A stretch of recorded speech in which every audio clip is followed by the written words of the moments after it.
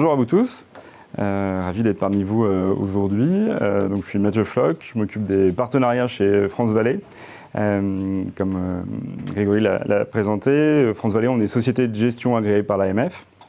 On fait ce travail depuis maintenant 10 ans, de travailler sur les actifs naturels, donc la forêt en premier, le viticole en second, et on travaille aussi sur un autre aspect qui est l'immobilier.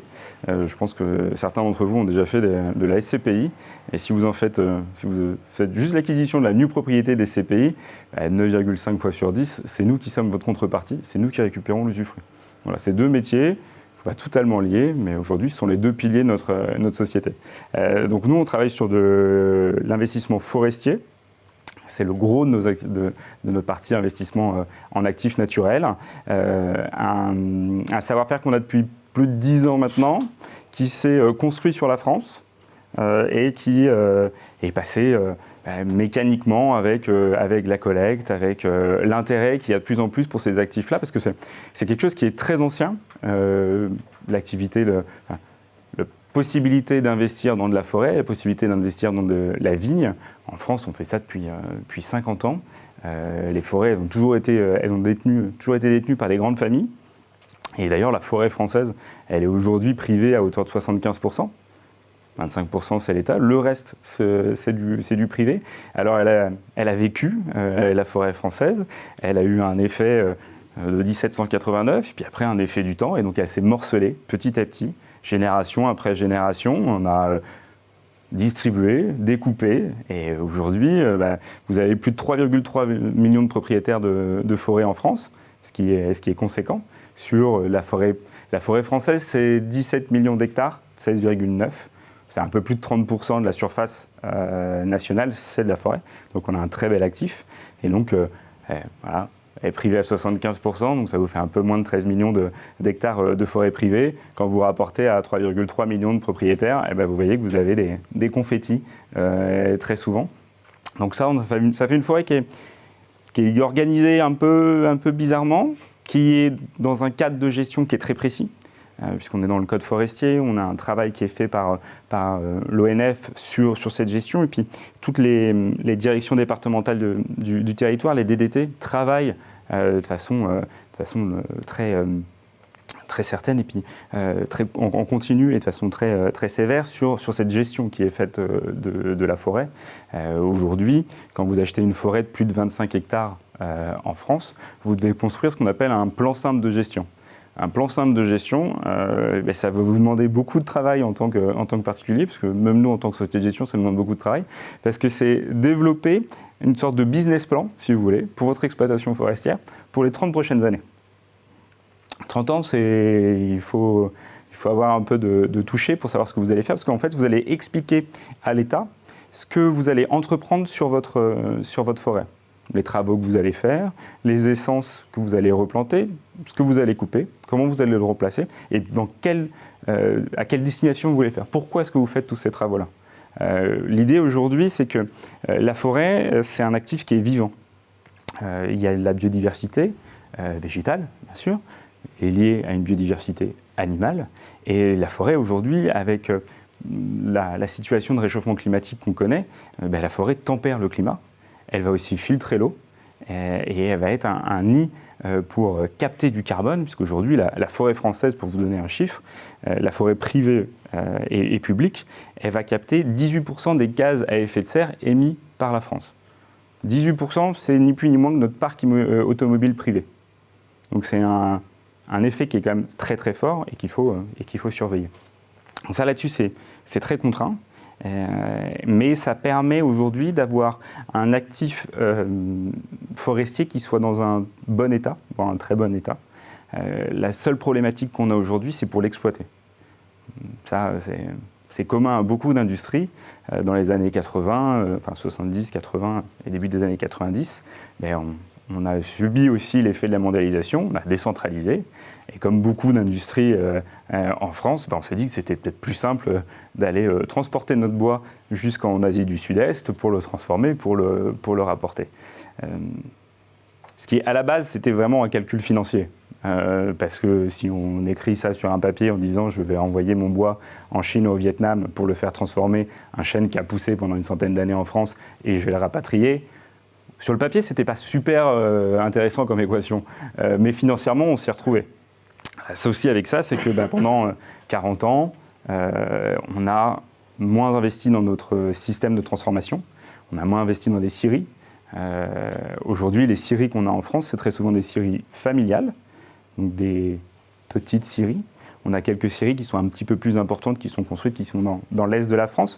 Mais aujourd'hui, on n'a pas l'outil industriel pour transformer tout ce qu'on va produire.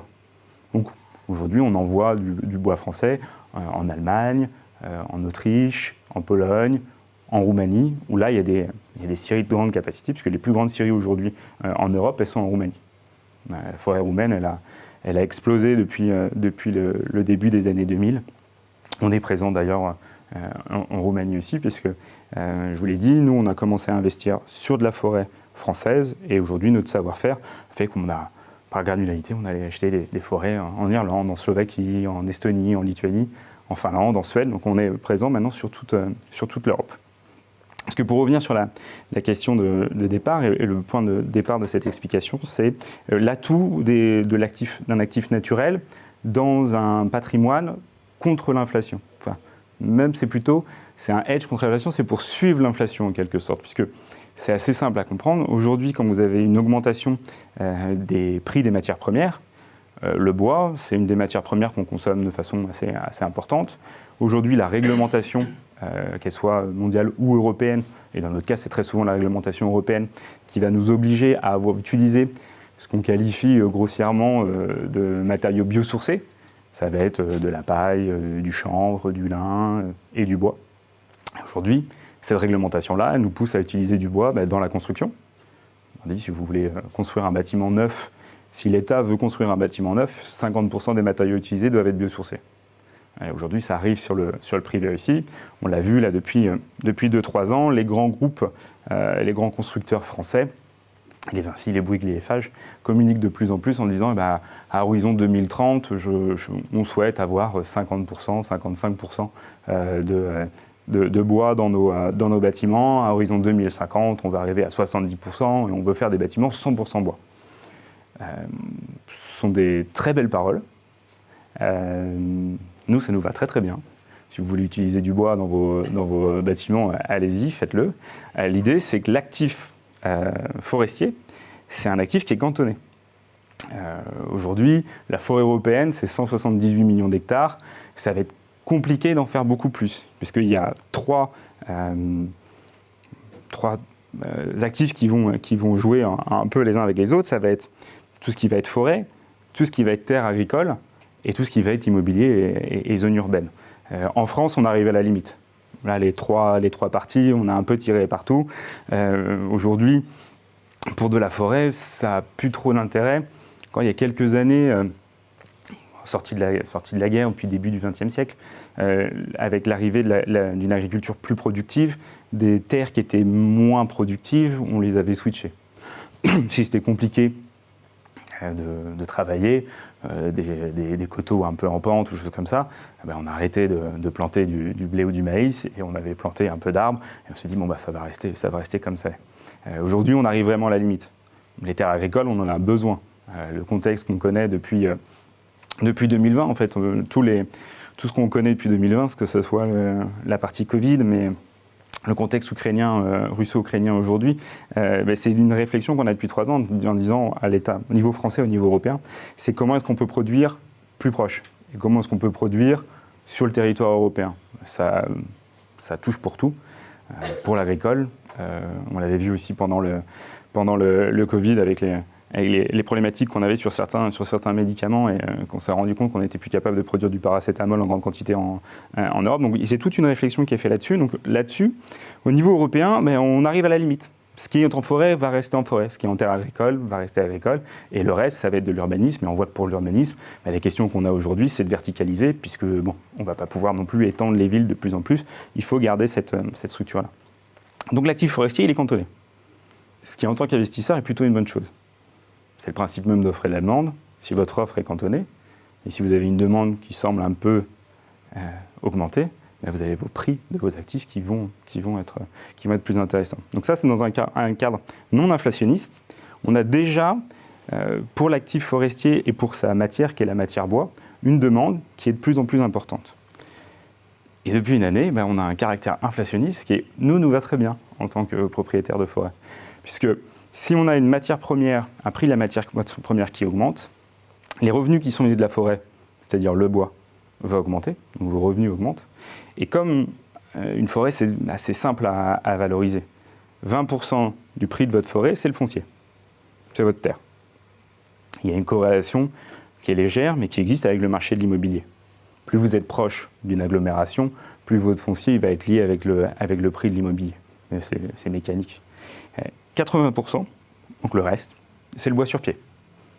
Si vous avez une augmentation du prix du bois, mécaniquement, au 4/5e, ça va se reproduire sur le prix de votre forêt. Donc le contexte économique inflationniste qu'on connaît aujourd'hui est bénéfique pour le prix de la forêt. Il faut se donner en idée que la SAFER, parce que la SAFER n'a pas de droit de préemption sur l'agricole, enfin sur le forestier, à la différence de ce qu'elle peut faire sur l'agricole ou du viticole. Mais elle va toujours regarder ce qui se passe sur la forêt, au cas où, si sur une parcelle, il n'y avait pas un petit bout d'agricole. Donc elle suit précisément toutes ces transactions-là. Et elle publie un indice qui a mis un peu de temps à publier, puisqu'aujourd'hui on est en janvier 2023. On n'a pas encore eu les chiffres au 31 décembre 2021. Ça met un peu de temps. Donc je vous parle de 2020. Mais donc de 2020 et sur les 30 années qui précèdent, on est sur une performance non, parce que là on est sur un prix de l'hectare, mais une évolution annuelle du prix de l'hectare de l'ordre de 3%. C'est un actif qui est prudent, la forêt. Ça c'est du foncier, ça je vous explique rien, vous voyez à peu près. 3%, c'est intéressant pour quelque chose qui est peu risqué et qui est mécaniquement et peu volatile.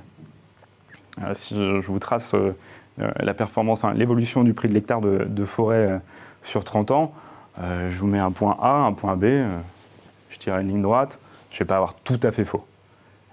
On a une corrélation qui existe avec les marchés financiers, même si on y est très très loin, mais on a une corrélation qui est négative. La corrélation, on va la voir, c'est entre 1 et moins 1, et nous on est à moins 0,60. C'est-à-dire que les belles années financières, c'est là où l'actif forestier va un peu moins bien fonctionner. Puisque si vous avez un marché qui va faire 15-20%, c'est vrai que dans votre patrimoine, l'allocation que vous allez faire, c'est plus poussé sur les marchés financiers et moins aller chercher la sécurité et la volatilité. À l'inverse, vous l'avez compris, quand ça tape un peu sur les marchés financiers, mécaniquement, c'est là où la forêt a ses meilleures années. Donc ce prix-là, il évolue déjà de façon assez notable, sachant qu'il y a dans ce que présente la SAFER un petit biais, même un gros biais. C'est que la SAFER fait une règle de calcul qui est très très simple. Elle divise le prix à l'hectare par le nombre d'hectares et on s'arrête là. C'est un peu comme si on vous présentait un prix du mètre carré en France. C'est large. Entre le prix du mètre carré ici dans le 15e, le prix du mètre carré dans le centre de Bourges ou le prix du mètre carré à côté de nos forêts dans la Creuse, il y a plusieurs marchés. La forêt, c'est pareil. Si vous êtes sur des forêts qui font plus d'une 50aine d'hectares, on est sur de la forêt où on va avoir une exploitation forestière. On s'attend à avoir des revenus de cette exploitation-là. Donc on va avoir des prix qui vont être un petit peu plus performants et aussi un volume d'échange qui va être plus fort. Sur les forêts de plus de 50 hectares, on est plutôt sur l'ordre de 4,5 d'évolution du prix. Puisque dans le prix, dans le 3,5 avec toutes les forêts, il y a aussi les échanges qu'il y a de 2-3 hectares. Où là, c'est plus de l'affectif, puisqu'avec 3 hectares de forêt, vous n'allez pas faire grand-chose. Si vous avez 3 hectares à maturité, vous allez le couper. Allez, on va dire que vous allez être prudent. Vous allez faire ça sur 3 années. Si c'est du chêne, la prochaine coupe, elle est dans 97 ans. Donc, il va falloir être patient. Donc, on a cette idée-là, que sur les forêts de grande taille, on va avoir une performance qui va être supérieure. Donc, déjà, ça, c'est votre prix de l'hectare. Et à ça, on va rattraper le prix du bois. Et ça, c'est là où l'inflation va jouer tout son rôle. plus on va avoir de l'augmentation des prix des matières premières, plus nous, on va avoir, en tant que propriétaire de forêt, vous allez avoir une performance supplémentaire qui est liée à la valorisation de votre bien. Bon, ça rajoute de la volatilité aussi, mécaniquement, puisqu'on va avoir un actif de bois qui va progresser par rapport au prix du bois, mais qui peut aussi réduire si on a une inflation qui diminue. Mais aujourd'hui, c'est un très bon hedge contre l'inflation. La forêt, on le propose de plus en plus et on voit de plus en plus de différents investisseurs qui sont intéressés par ce fonctionnement-là. Vous avez l'investisseur particulier, mais vous allez avoir aussi des personnes morales. Et nous, de plus en plus, on construit des fonds destinés à des institutionnels, que ce soit des caisses de retraite, des mutuelles, des banques, des assureurs, qui réfléchissent aussi. Et on va dire qu'en tant que propriétaire de forêt, et si ça vous intéresse, vous avez une demande aussi qui va être de plus en plus forte sur l'actif en tant que tel, puisqu'avec la réglementation qui existe aussi au niveau financier, vous l'avez peut-être suivi, on a et peut-être que vous avez été contacté par Prudentia sur vos questionnaires de durabilité. Vous allez l'avoir dans les prochains mois. On va vous demander quel est votre souhait et quelle exposition vous voulez donner à vos actifs par rapport à ces questions de durabilité. Les acteurs institutionnels, les banques, les assurances, ça fait déjà 1 an qu'ils ont cette problématique-là. Les banques privées l'ont depuis août dernier. Et donc aujourd'hui, dans le scoring, comme vous avez eu l'effet avec MIF, vous aviez un risque financier. Vous savez, vous avez des produits qui sont notés de 1 à 7 par rapport à leur risque financier. Et aujourd'hui, vous allez avoir des produits financiers qui vont suivre une réglementation qui s'appelle SFDR, et vous allez avoir des articles. La forêt, c'est en lien à 100% avec la taxonomie, avec l'intérêt sur le développement durable. Donc on va être plutôt vert. Et donc mécaniquement, on va avoir une demande des acteurs financiers qui va être plus forte sur ces actifs-là. Donc on peut s'attendre aussi à avoir l'évolution du prix de la forêt qui augmente aussi peut-être un peu plus vite parce qu'il va être plus recherché. Ça, c'est pour la partie forestière, qui aujourd'hui est l'actif qui s'échange le plus et qui est de plus en plus recherché actuellement. Nous, France Vallée, juste pour parler de nous, on a une croissance qui est assez importante, une collecte aussi qui augmente en centaines de millions d'euros, et on sent vraiment un dynamisme de plus en plus fort sur cet actif-là. Le viticole, vous allez avoir aussi un effet inflationniste qui va être moins fort qu'il peut être sur la forêt. Tout simplement puisque vous allez avoir votre terre, vos vignes, vous avez déjà une récolte qui est annuelle, comparée en rythme de distribution de revenus de la forêt. Votre raisin, normalement, votre récolte, vous la faites tous les ans, à part si vous avez une problématique phytosanitaire ou une problématique climatique qui joue sur la qualité de votre récolte, mais normalement, vous allez avoir une récolte tous les ans. Et après, ça va être suivant les AOC, suivant vraiment la région dans laquelle vous allez avoir vos vignes, puisqu'on a certaines régions où vous allez être limité sur votre appellation. Il y a des effets de mode aussi qui existent. On peut vous donner, il y a 20 ans, on consommait pas mal de Sauterne. Sauterne avait un peu la cote. Aujourd'hui, depuis 20 ans, la vigne dans le Sauterne, ça a perdu 90% de sa valeur. Vous avez... Oui. Ça reste, mais ça ne veut pas tout dire. Donc là-dessus, il faut être vigilant, mais vous avez aussi, c'est lié au prix des matières premières, vous allez avoir un effet inflationniste qui va être intéressant, mais qui se retrouve de toute façon sur tous les actifs naturels. Aujourd'hui, on pourrait vous parler des terres agricoles. Les terres agricoles aussi ont une progression qui est importante. Et d'ailleurs, c'est une problématique qu'il faut avoir à l'échelle française et à l'échelle européenne. C'est comment créer un lien entre le prix de la terre et son augmentation et la capacité de l'exploiter. Et la situation des exploitants et des agriculteurs français et européens. Donc ça, c'est encore une autre problématique. Nous, on s'intéresse aussi de près à ce qui se passe sur de l'agricole. Même si aujourd'hui, en tant que société de gestion française, il y a un biais politique qui est très fort sur l'agricole. Si demain, on construit des produits d'investissement agricole et que malheureusement dans la répartition de richesse et de performance, c'est plus l'investisseur qui gagne par rapport à l'exploitant agricole, vous avez peut-être un petit déficit d'image où il va falloir faire très attention sur ce que vous allez communiquer. Donc aujourd'hui, l'agricole, c'est particulier. Au moins sur la forêt, on sait qu'on n'a pas trop de problèmes à avoir. C'est un actif qui est intéressant pour tout le monde en tant qu'investisseur. Et on m'avait demandé aussi de voir à peu près avec vous sous quelle forme est-ce qu'on peut faire de la forêt. Il y a plein de formes sous lesquelles vous pouvez faire de la forêt. Vous pouvez acheter de la forêt aujourd'hui sur le Bon Coin. Ça se trouve facilement. Vous pouvez acheter un demi-hectare, 1 hectare sur le Bon Coin. Vous avez peut-être des proches qui ont de la forêt en portefeuille, enfin dans leur patrimoine, parce qu'ils l'ont reçu d'une grande tante, ou d'un oncle, ou d'un grand-père. Ils ont de la forêt à l'autre bout du département. On sait qu'on en a, mais on n'a jamais mis les pieds dedans, parce que pas très intéressant, il y a 3 hectares, on fait vite le tour. Donc ça, c'est la partie un peu plus affective. Après, vous pouvez constituer, et là ça se rapproche de ce que vous pouvez faire sur des sociétés civiles immobilières, vous pouvez constituer des GFF, un groupement foncier forestier. C'est assez simple. Alors, le principe du GFF, ça vient du principe d'une société civile. On a juste changé le nom et on l'a donné à destination du forestier. Ça existe aussi sur le viticole, ça s'appelle un groupement foncier viticole.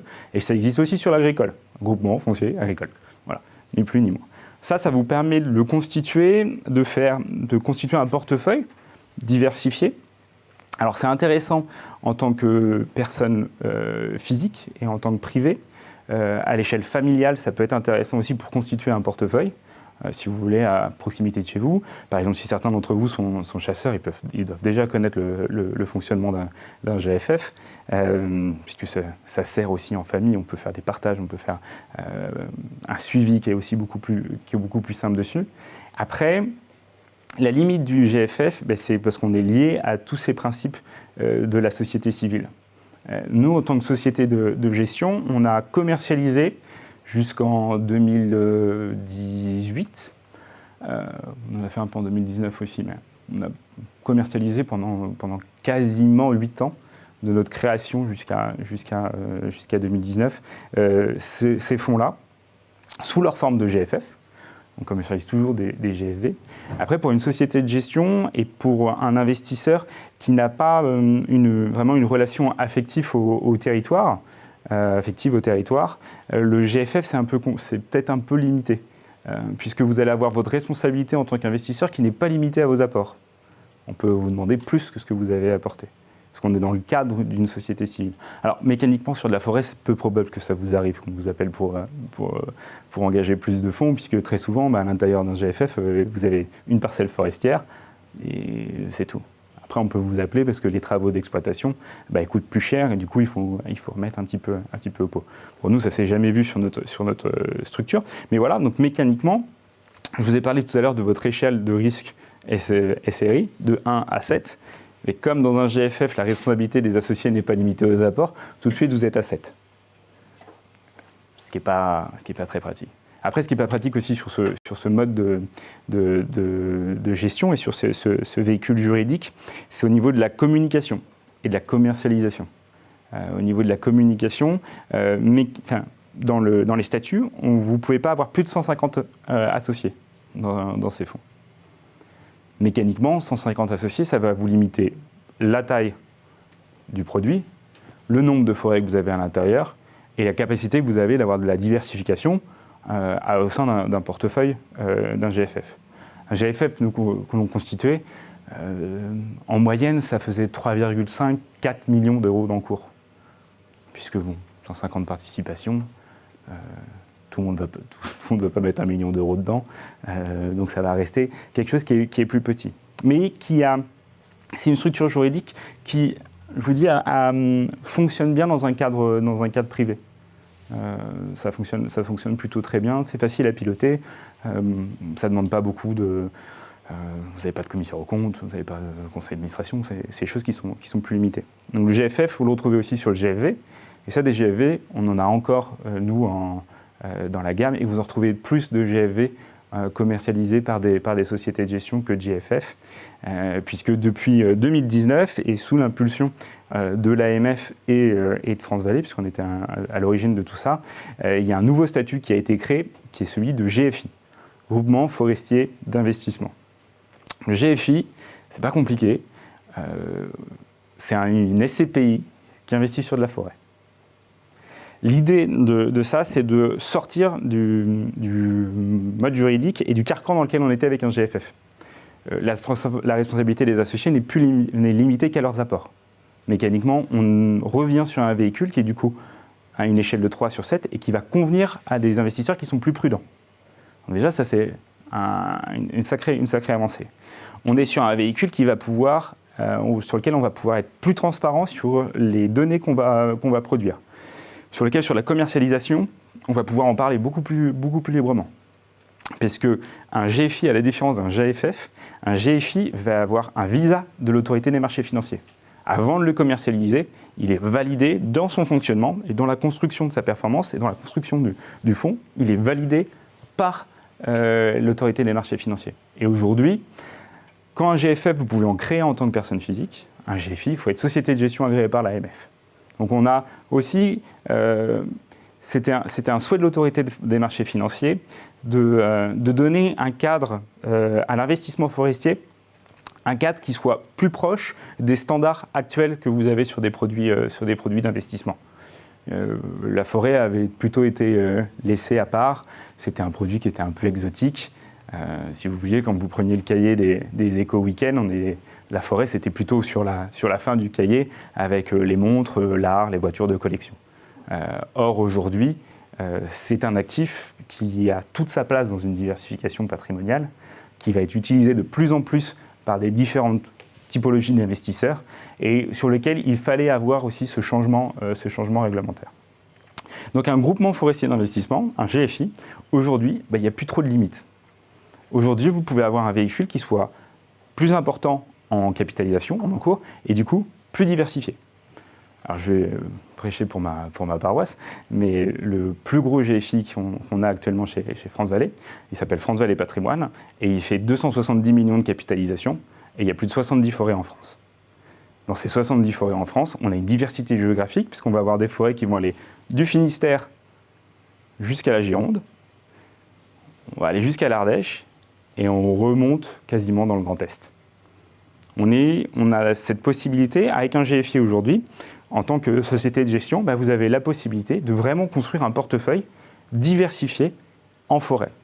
La diversification en forêt, c'est aussi très important.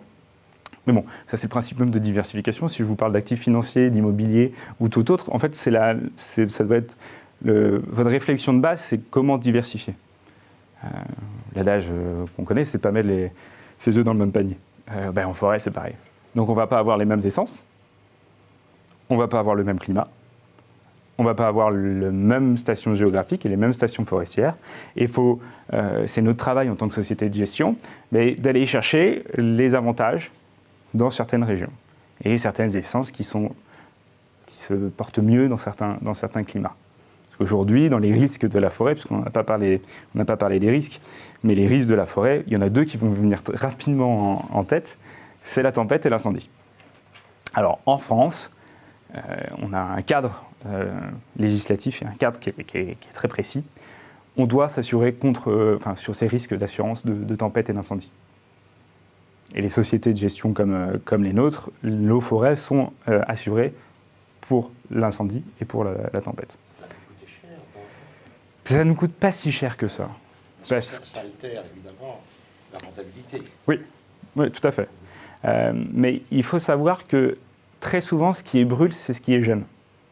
Et ce qui est jeune, c'est ce qui n'est pas très valorisé. Donc, c'est pas non plus trop compliqué. Et après, ce qui est intéressant, sur la partie incendie, on ne connaît pas aujourd'hui, on connaîtra peut-être plus tard avec le réchauffement climatique, mais aujourd'hui on ne connaît pas les incendies que vous voyez en Californie, que vous voyez en Australie, puisqu'on n'a pas aussi la même gestion. Dans ces pays-là, on ne coupe pas ou on exploite très peu. Donc une forêt, ça va être un taillis complet, avec certaines fois des arbres un peu plus importants, mais quand vous mettez le feu, ça part. Et ça part très très vite. Nous, dans le travail d'exploitation que vous avez en forêt française et à l'échelle européenne, vous avez ce travail qui doit être fait d'exploiter. On va avoir des coupes, ce qu'on appelle des coupes jardinatoires. On va aller enlever des ronciers, on va aller de temps en temps faire des coupes, ce qu'on appelle des coupes d'éclaircies, pour favoriser certains arbres par rapport à d'autres. Ce travail qui est fait tout au long de l'année, mais en fait, on va faire en sorte on va travailler aussi ce risque-là. Parce que le feu qu'on connaît en France, c'est un feu qui galope. Si vous suivez l'été, vous regardez, on va vous dire, vous avez un départ de feu dans le Var, et vous entendez ça aux 13h, vous vous remettez sur votre télé à 20h, le feu il a déjà fait 70 hectares. Parce qu'en fait, il va rester très très bas et il va se déplacer très très vite avec le vent. Et souvent, il est dans des régions où vous allez avoir, ça dépend comment vous l'appelez, hein, soit du garrigue, soit de la maquis, soit du maquis, soit du taillis, et il profite de ça pour se déplacer vite. Il ne va jamais brûler les arbres qui sont les plus importants et les arbres qui sont les plus épais. Si vous regardez malheureusement ce qui s'est passé à la Thèse de Buch cet été, autour du bassin d'Arcachon, sur les vues satellites, les pins les plus anciens, ils sont toujours là. Hein. Ils sont un peu tout seuls sur certaines parcelles, mais ils sont toujours là. Et on va toujours pouvoir les exploiter. Et même certains sont sans doute en très bonne forme. On peut aujourd'hui, dans certaines scieries, si vous approchez de grumes qui ont été coupées, vous pouvez même peut-être voir sur certains des cernes qui sont noires. C'est qu'il y a eu un incendie. C'est que l'écorce a brûlé, c'est qu'une partie de la grume a brûlé, mais elle a continué sa croissance. Donc sur un incendie, on va voir ce qui est de plus jeune qui va brûler, mais on a des pollinisations, ça nous permet de replanter. Je veux prendre un exemple. Nous, on a eu, sur les 28 000 hectares de forêt qu'on gère, on a eu un incendie cet été dans une région où on ne s'entendait pas trop à l'avoir, c'est-à-dire dans le Finistère, parce qu'on a une forêt qui est juste à côté des monts d'Arrée. Et il y a eu plusieurs départs de feu criminels, puisqu'en Bretagne, vous avez un chemin de randonnée qui est très connu, qui va de l'est jusqu'à l'ouest du Finistère. Plusieurs départs de feu, les uns à côté des autres, donc criminels. Et malheureusement, on avait juste à côté, en contrebas, une jeune parcelle qu'on avait replantée. C'était l'ancien propriétaire qui l'avait plantée, et c'était des essences qui avaient entre 5 et 10 ans. Ça n'a pas tenu très longtemps, et on a 36 hectares qui sont partis en fumée. Aujourd'hui, avec les polices d'assurance qu'il y a, on a reçu, donc ça a brûlé au mois de juillet, on a reçu sur le 4e trimestre les efforts, le produit de l'assurance. Et aujourd'hui, avec ce qu'il y a, on peut replanter 2 fois la parcelle. Donc, ce qui est en forêt française, ce qui est en pollinisation, ça va quand même protéger de façon assez importante la forêt. Et l'exploitation est reculée d'autant, parce que vous replantez et attendre X années. Tout à fait. En valorisation, ça veut dire que vos flux de trésorerie futurs sur cette parcelle ont été décalés. L'intérêt d'un GFI, c'est qu'on décale sur 36 hectares, mais sur le GFI patrimoine, il y a 12 500 hectares. Ça continue à produire. Et le risque climatique par rapport au stress? C'est le troisième risque. Et c'est le plus important aujourd'hui. Le risque phytosanitaire, il est très compliqué à gérer puisque chaque arbre a sa maladie. Pas facile. Il n'y a pas de vaccin. Et donc, du coup, il faut être très vigilant. Et là-dessus, comme pour beaucoup, et la réponse très souvent dans des actifs financiers, la réponse, c'est la diversification. Plus on va avoir d'essences différentes, plus on va pallier contre ce risque de phytosanitaire. Et cette diversification, elle peut s'entendre au sens large du portefeuille, d'avoir plusieurs essences dans plusieurs stations forestières, mais en fait, elle va déjà se travailler au sein même d'une parcelle forestière. Et aujourd'hui, ce qui est mis en place sur demande de l'ONF et des pouvoirs publics et les réflexions qui sont menées par les travaux de recherche, c'est que sur une même parcelle, vous allez avoir différentes essences. Parce que les travaux de recherche sur la forêt, c'est comme sur l'océan, c'est très récent. On ne sait pas réellement ce qui se passe en forêt. Ça fait 20 ans qu'il y a des chercheurs qui travaillent dessus, et en fait, ils se rendent compte qu'il se passe énormément de choses en forêt, et que les essences entre elles communiquent. Et que quand vous avez différentes essences sur une station forestière, et que vous en avez une qui, par exemple, a besoin de plus d'eau, c'est assez étrange, mais celles qui en ont besoin de moins, vont encore moins en consommer. Et donc, le but du jeu, c'est vraiment de travailler sur ces écosystèmes, faire en sorte qu'ils soient le plus vertueux possible, et faire en sorte que chaque essence se protège en quelque sorte. Ça, c'est la grande théorie.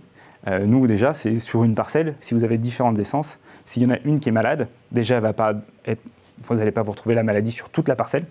Vous allez pouvoir faire une coupe préventive sanitaire plus rapidement, et donc du coup, limiter la propagation de la maladie.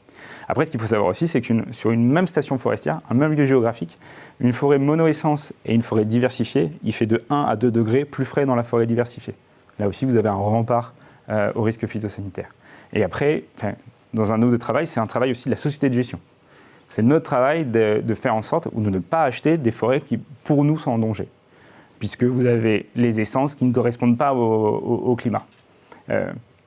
Pour revenir un peu sur ce qu'on a fait dans le passé, ce qui a été fait au niveau français, au niveau européen, on a commis des erreurs à la sortie de la Deuxième Guerre mondiale.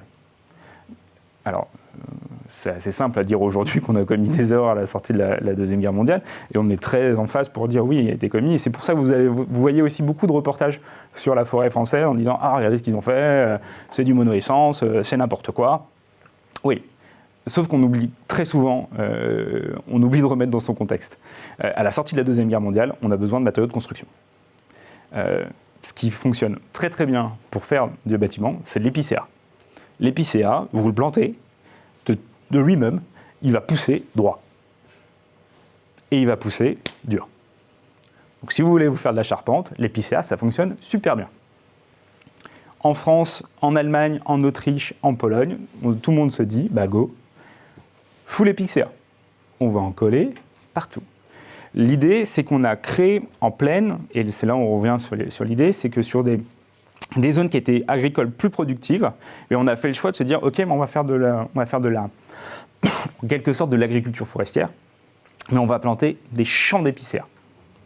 La seule idée, c'est que l'épicéa, depuis de très nombreuses années, il est à moyenne altitude. Il aime bien quand il fait frais.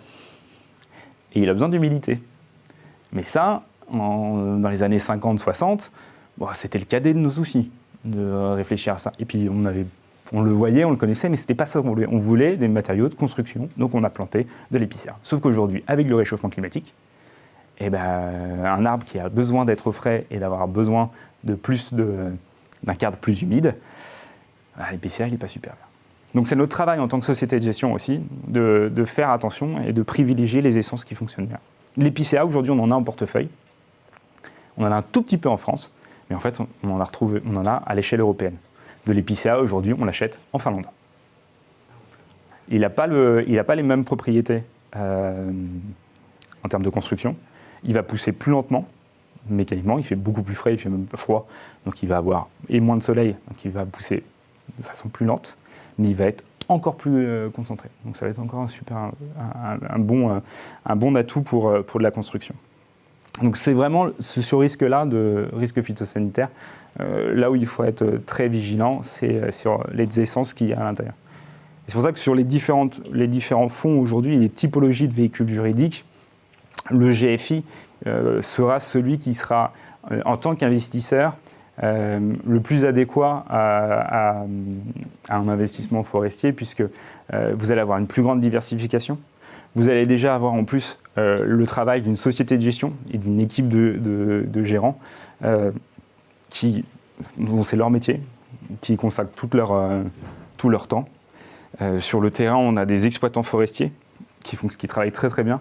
Les exploitants forestiers français, ils sont reconnus, ils travaillent super bien et on les retrouve quasiment dans tous les pays d'Europe, puisque le français aime bien faire du business, donc il s'est déplacé. Aujourd'hui, les exploitants forestiers qu'on a en France, on les retrouve avec nous en Roumanie, on les a en Estonie.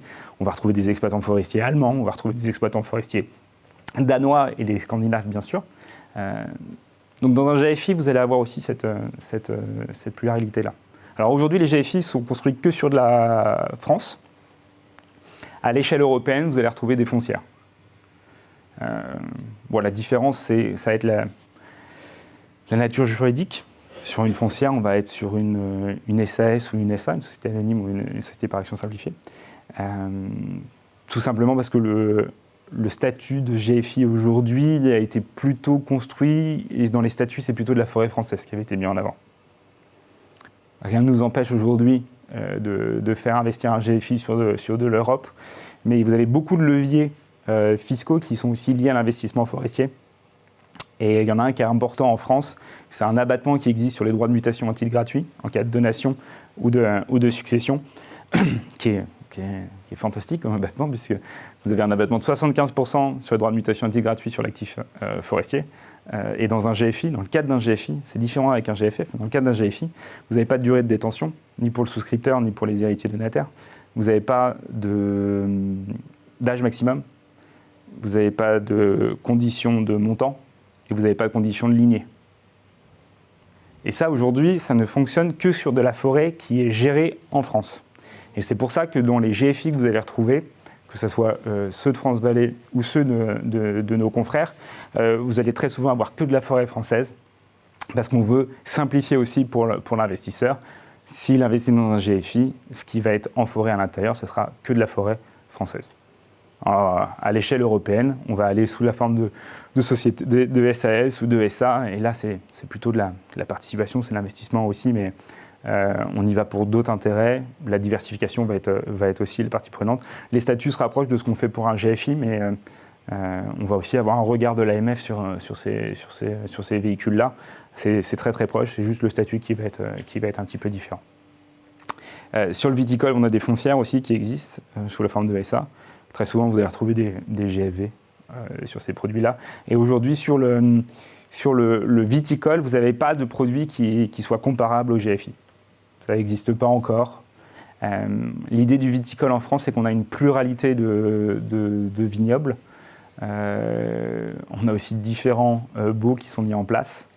Alors nous, on apprécie, on investit dans une seule région, c'est la Champagne, puisque le bail qui est mis en place est un bail à métayage. Et en fait, on n'est pas payé en euros. La société de gestion, enfin le fonds n'est pas payé en euros, mais on est payé en raisin. En liquide. Oui, en nature. Ouais. On est payé en raisin. Ces raisins, on s'empresse de les revendre aux grandes maisons champenoises. Et en fait, le petit twist, qui est un twist fiscal et ce qui nous permet aussi de construire des fonds différemment, mais ça c'est vraiment pour France Vallée, c'est qu'on est intéressé en fait en recevant, en étant payé par l'exploitant en raisin, on est intéressé à l'exploitation viticole. Et donc en fait, le fonds devient mécaniquement une société d'exploitation viticole, pour lequel il y a différents aspects fiscaux qui sont intéressants. Ça donne des possibilités sur du remploi de produits de cession dans le cadre de l'article 150.0 BTR. Ça donne des possibilités aussi en termes de réduction d'impôts, puisqu'on va rentrer dans le cadre de l'IR-PME. Ça, c'est intéressant aussi, mais ça, c'est notre mécanique. Ça, c'est vraiment pour les produits France Vallée. Voilà pour moi. Il reste 10 minutes si vous avez des questions, oui. Comme ça, je vous écoute. Vous avez évoqué l'avantage fiscal qui s'attache à la transmission à titre gratuit Tout à fait. De la forêt, 75% d'abattement. Ouais. Alors, quel est le schéma auquel vous avez peut-être été confronté? Je prends un exemple au hasard. Un père de famille a 10 millions d'argent liquide parce qu'il a vendu une entreprise ou il a vendu un immeuble. Il a 2 enfants. Il veut donner. Il donne 5 millions à chacun. Et vous apercevez, au-delà de 950 000 €, les droits de mutation à titre gratuit sont de 45%. Alors il y a une solution. C'est que le père de famille achète pour 10 millions de forêts.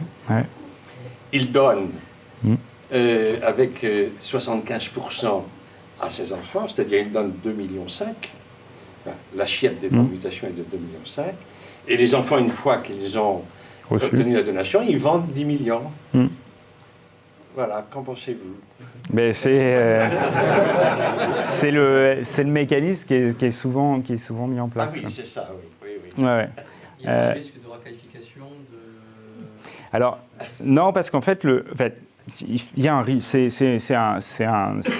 dispositif fiscal, donc sur tout dispositif fiscal, il y a une problématique qui existe, c'est pas de requalification, mais c'est déjà un changement de la loi. L'abattement sur la transmission, qui est un abattement monichon, qui date de 1930, 33, il a été attaqué, c'est dur de dire ça, et puis c'est biaisé. Il a été contesté par le premier gouvernement sous Hollande. quand vous aviez un travail qui avait été fait par le gouvernement sur tout ce qui était les niches fiscales. Et là, ils ont pointé les doigts toutes les niches fiscales, et celle-là, c'est une belle niche. Et donc, c'est allé jusqu'au Conseil d'État. Sauf que le Conseil d'État est arrivé en disant pop, pop, pop, pop. En France, un des principes de la fiscalité, c'est qu'on ne va fiscaliser qu'une seule fois les fruits. On ne fiscalise qu'une seule fois les revenus. Or, sur la forêt, des revenus, vous n'en avez pas tous les 10 ans. Et vous n'en avez pas sur toutes les générations. Le Conseil d'État est arrivé assez simplement en disant, sur la valorisation d'une forêt, il y a 20% c'est le foncier, 80% c'est le bois sur pied. Donc c'est-à-dire que ces revenus-là, c'est 80% de ce que vous avez, vous allez les toucher une fois. Mais quelle génération va les toucher ? Ce n'est pas la génération qui va planter. Vous, aujourd'hui, si vous plantez une forêt, les revenus, bon, vous n'allez pas les voir. Vos enfants, peu probable. Les petits-enfants, peut-être. Les arrière-petits-enfants, sûr. Donc l'idée du Conseil d'État, c'est de dire, s'il faut 4 générations pour toucher 80% des revenus et de la valorisation d'un bien, ben cet abattement de 75%, il a juste un fondement qui est de bon sens, de transmission et de bon sens, et pas réellement un avantage fiscal comme le poussait le gouvernement à l'époque en disant que 75% ça n'avait aucun sens, il fallait faire 60 ou 70. Et l'idée, c'était, le Conseil d'État, c'est de dire c'est un actif qu'on détient longtemps, qu'on transmet, et sur lesquels les fruits, qui représentent 80% de la valeur, eh ben, on ne les touche pas tout de suite. Donc vous voyez, moi je vous parle de 80%, donc pour moi l'abattement il devrait être 80%, moi il est 75%, bon, c'est pas grave. Mais aujourd'hui sur la valorisation d'une forêt, et ce qu'on retrouve nous dans nos portefeuilles, c'est que le foncier c'est 20% et la valeur c'est 80%. Mais donc de notre point de vue, ça a déjà été, c'est plutôt bien encadré. L'idée aujourd'hui, est-ce qu'il pourrait être pas de requalification, parce qu'en fait on a eu des cas qui étaient un peu compliqués. On a eu le cas d'un investisseur qui est décédé dans la journée. Là où ça a été compliqué, c'était pour nous, parce que pour faire un prélèvement sur un compte d'une personne décédée, c'est un peu... Mais ça s'est fait. Ça s'est fait. Et l'idée là-dessus, c'est que la personne était âgée et ça a été, c'était suivi. Le Trésor public n'a rien trouvé à dire. Et dans l'idée, c'est ce qui aurait pu être mis pointé du doigt, c'est déjà la contrepartie de cet abattement-là. La contrepartie de cet abattement, c'est d'avoir une gestion durable et vertueuse pendant 30 ans. Cette contrepartie-là, c'est la société de gestion qui la prend. Il y a eu un cas de requalification sur une donation qui avait été faite sur une forêt. Bon, déjà, vous avez un peu cherché le truc, c'était une forêt qui valait 3 millions d'euros. Donc du coup, le Trésor public, c'est celle qui surligne à peu près un peu plus vite. Et en fait, ils se sont rendus compte qu'il y avait eu donation, il y avait eu vente, et qu'après la forêt elle avait été laissée comme ça à l'abandon. Et donc cette condition-là n'avait pas été respectée. Ce qui pourrait peut-être être remis, c'est, et si on a des cas qui sont vraiment limites, c'est plutôt sur la durée de détention. Un GFF et un GFV, dans l'ancienne mouture, le souscripteur doit conserver 2 ans les parts avant de transmettre, et les héritiers doivent les conserver 5 ans. Dans le cadre du GFI, puisqu'on est... Alors ça, on rentre un peu dans la mécanique. On est sur un véhicule à capital variable.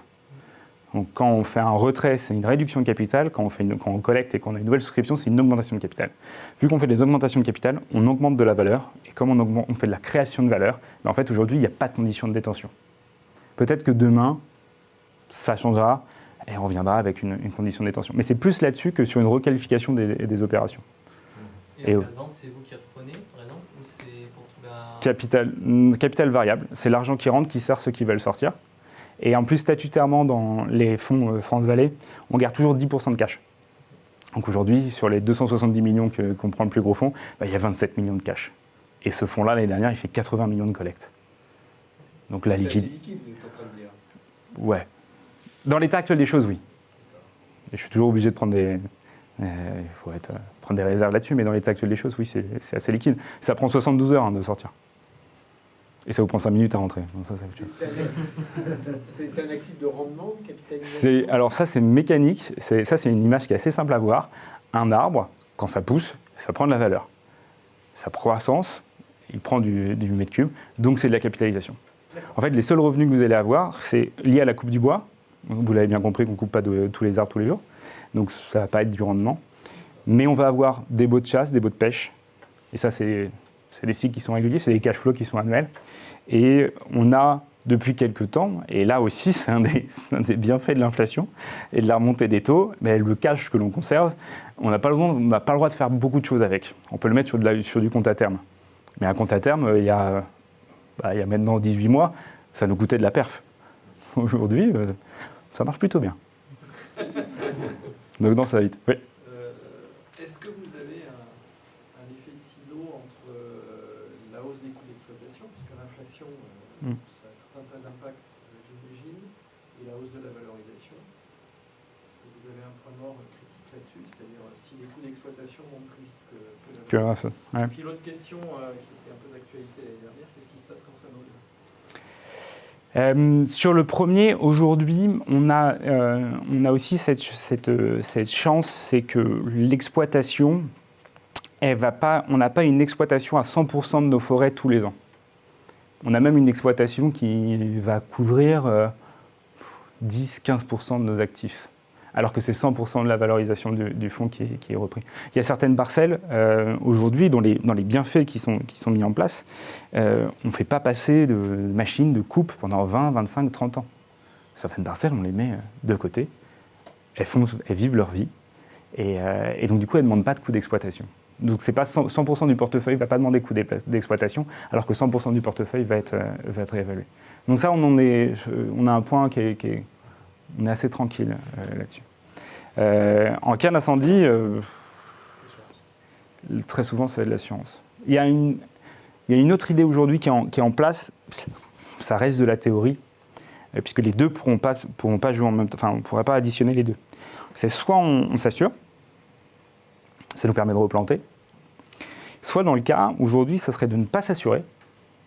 Donc je prends ce risque incendie, mais tout ce qui est mis en place aujourd'hui dans le cadre du label bas carbone, je ne sais pas si vous êtes familier du label bas carbone, mais aujourd'hui, quand vous plantez de la forêt, à 5 ans, vous recevez des crédits carbone. Crédits carbone qui aujourd'hui ne sont pas cessibles par un tiers, mais cessibles par le propriétaire, donc par le fonds. Aujourd'hui, il y a une réflexion qui est menée de la part de la Commission européenne et de l'Europe sur ces crédits carbone. Qu'est-ce qu'on va en faire? Est-ce qu'on construit un marché pour pouvoir les céder? Ce qui est très probablement ce qu'on va arriver, puisqu'aujourd'hui, il y a un peu une zone floue. Rien que sur le prix de la tonne de carbone, sur ces marchés-là, sur qui les achète, comment c'est fait, et comment les sociétés le mettent au bilan. Si c'est un peu flou, mais c'est les prémices. Et donc l'idée, c'est ça. Est-ce que je m'assure et donc du coup je reçois, si ça brûle, je reçois tout de suite mon assurance, ou alors en cas d'incendie, je dis c'est pas grave, je replante, mais dans 5 ans, je sais que je vais avoir ce retour de crédit carbone. La grande problématique, ça va être sur du besoin en fonds de roulement. Très précisément, pour rentrer un peu dans la perf, c'est là où on va avoir cette problématique-là, parce que j'ai une décalage. Bien sûr. Mais aujourd'hui, ce qu'on va protéger, on ne protège jamais 100% d'une forêt. Aujourd'hui, on protège 40% de la valeur de la forêt. Peu probable que ça fonctionne. Vous parliez on peut faire le choix de ne pas s'assurer. J'avais cru comprendre préalablement que c'était une obligation. C'est une obligation. C'est une obligation. Aujourd'hui, on peut s'assurer sur 100%, 40%. Ouais. Aujourd'hui, je vous dis, c'est une réflexion qui est menée. Et ça, c'est une réflexion interne. Je pense que partagée aussi par certains de nos confrères. Puisqu'aujourd'hui, une assurance, ça vient en contrepartie d'un risque, mais qui est pas certain, qui est incertain. On a cette probabilité qu'on va assurer. Si demain, avec le réchauffement climatique, le risque d'incendie devient de plus en plus certain, les polices d'assurance vont augmenter jusqu'à ce que peut-être même ces produits d'assurance disparaissent. On va pas, si vous avez un accident tous les 15 jours au coin de votre rue, il y a un moment où votre assureur va dire bon, c'est bon, on arrête les frais.